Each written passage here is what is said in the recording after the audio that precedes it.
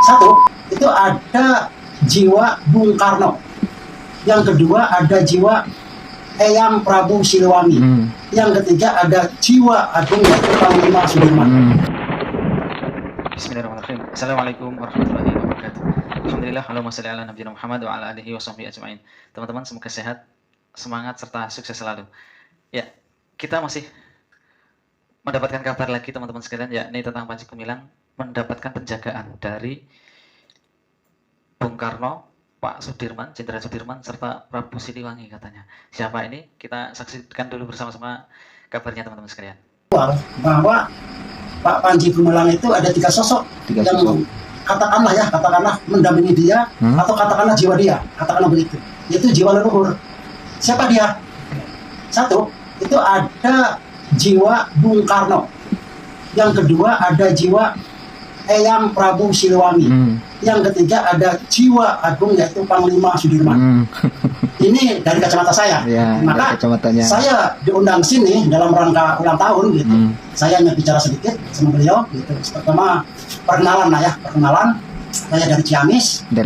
Yang saya geluti adalah di bidang spiritual gitu. Maka saya melihat sosok Panji Gumilang itu adalah boleh dikatakan ini satu satu barometer gitu. Barometer untuk kemajuan Indonesia. Kalau Indonesia mau maju, ini harus mencontoh yang ada di Al-Zaitun ini. Karena apa?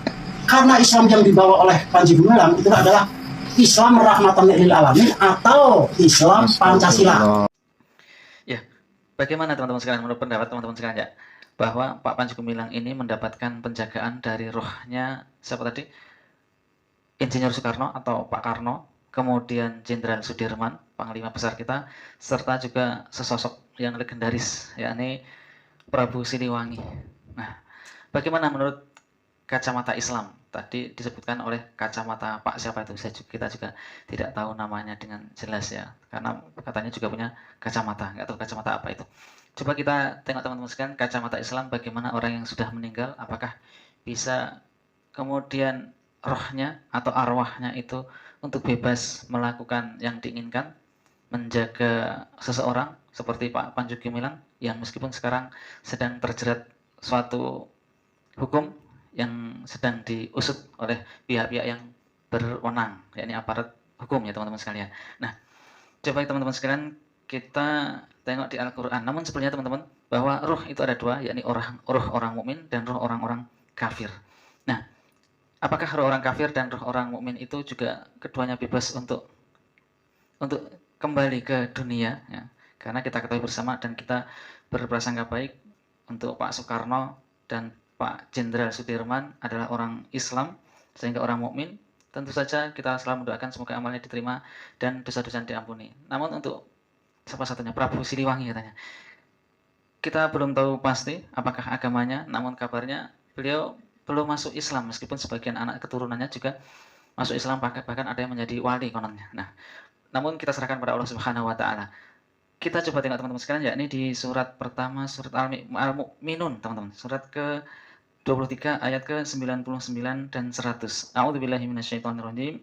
Hatta idza jaa ahadahumul mautu qala rabbirji'un la'alli a'malu shalihan fima taraktu kalla innaha kalimatun huwa qailuha wa min waraihim barzakhun ila yaumi yub'atsun. Yang artinya, demikianlah keadaan orang-orang kafir itu. Ini menceritakan keadaan orang kafir dulu ya. Hingga apabila datang kematian kepada seseorang dari mereka, dia berkata, "Ya Tuhanku, kembalikanlah aku ke dunia, agar aku dapat berbuat kebaikan yang telah aku tinggalkan." Sekali-kali tidak. Sungguh itu adalah dalih yang diucapkannya saja, kata Allah. Dan di hadapan mereka ada barzah, ada dinding, ada tempat, yang tempat itu adalah suatu keadaan kematian sampai dia dibangkitkan pada hari kiamat ya, sampai pada hari yang mereka dibangkitkan nanti. Nah, teman-teman sekalian, di ayat ini sangat jelas sekali bahwa orang kafir yang meninggal, mereka menginginkan untuk hidup lagi di dunia ya, sehingga bisa berbuat kebajikan, sehingga bisa berbuat kebaikan, namun Allah Subhanahu wa taala tidak mengizinkan. Bahkan dijelaskan dia akan tetap tinggal di situ sampai pada hari kebangkitan nanti, yakni hari kiamat.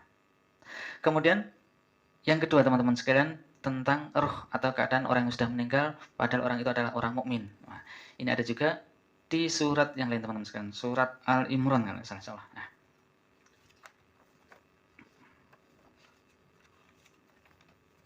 surat Al-Imran ayat ke 169 teman-teman sekalian. Nah, ini wala tahsabannal ladzina qutilu fi sabilillahi amwata bal ahya'un 'inda rabbihim yurzaqun.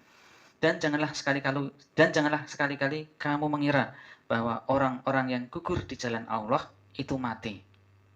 Sebenarnya mereka itu hidup di sisi Tuhannya mendapatkan rezeki. Nah, ini jangan salah tafsir teman-teman sekalian, bahwa orang-orang yang gugur di jalan Allah itu sebenarnya mereka tidak mati. Mereka itu tetap hidup di sisi Rabb-nya dan mendapatkan rezeki. Ayat ini ditanyakan oleh Ibnu Mas'ud. Ayat ini ditanyakan seseorang kepada Ibnu Mas'ud radhiyallahu anhu. Maka Ibnu Mas'ud pun menjawab. Jawabnya adalah, saya pernah bertanya kepada Rasulullah SAW tentang ayat ini. Maka Rasulullah SAW pun menjawab. Yakni ada di hadis riwayat Muslim nomor 1887. Rasulullah SAW pun bersabda, ruh-ruh mereka di perut burung hijau. Burung ini memiliki sarang yang tergantung di bawah arsy.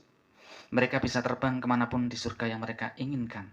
Kemudian mereka kembali ke sarangnya. Kemudian Allah memperhatikan mereka dan berfirman, apakah kalian menginginkan sesuatu? Mereka menjawab, apalagi yang kami inginkan, sementara kami bisa terbang di surga kemanapun yang kami inginkan.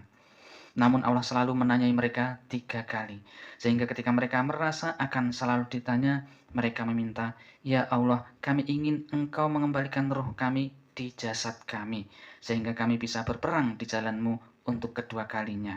Ketika Allah melihat mereka sudah tidak membutuhkan apapun lagi, mereka ditinggalkan. Nah, teman-teman sekalian yang dirahmati Allah Subhanahu wa taala, ternyata ruh orang-orang mukmin, khususnya orang-orang yang gugur di jalan Allah, mereka tetap hidup, namun mereka berada di perut burung hijau dan bisa berterbangan di surga. Kemudian juga hadis riwayat Abu Daud nomor 2520 dan dihasankan oleh Syekh Nasruddin Al-Albani rahimahullah. Ya. Rasulullah SAW bersabda, ketika saudara kalian meninggal di perang Uhud, Allah menjadikan roh mereka di perut burung hijau, mendatangi sungai surga, makan buah surga. Artinya diberi rezeki oleh Allah Subhanahu wa taala seperti di ayat tadi, dan beristirahat di sarang dari emas, menggantung di bawah arsy. Ketika mereka merasakan lezatnya makanan, minuman, dan tempat istirahat, mereka mengatakan, siapa yang bisa memberitahu kepada saudara-saudara muslim lainnya tentang kabar kami, bahwa kami hidup di surga, dan kami mendapatkan rezeki, agar mereka tidak menghindari jihad dan tidak pengecut ketika perang. Lalu Allah menjawab, aku yang akan sampaikan kabar kalian kepada mereka. Kemudian Allah menurunkan firman-Nya, janganlah kamu mengira bahwa orang-orang yang gugur di jalan Allah itu mati, bahkan mereka itu hidup di sisi Tuhan-Nya. Masya Allah, ini adalah suatu cita-cita kaum muslimin, bisa gugur di jalan Allah Subhanahu wa taala sehingga akan mendapatkan kehidupan, yakni di sisi Allah Subhanahu wa taala di surga dan mendapatkan rezeki dari Allah Subhanahu wa taala. Tentang Pak Panji Gumilang yang dilihat dari kacamata bapak-bapak tadi, nggak tahu bapak mana itu asal usulnya, yang dijaga oleh siapa? Bung Karno, kemudian Jenderal Sudirman dan juga Prabu Siliwangi, katanya teman-teman bisa menilai sendiri dan bisa menulis komennya tentu saja dengan kata-kata yang baik dan bijak. Demikian, semoga Allah selalu merahmati kita semua, memberikan taufik kepada kita semua, dan selalu di dalam jalan kebaikan. Wassalamualaikum warahmatullahi wabarakatuh.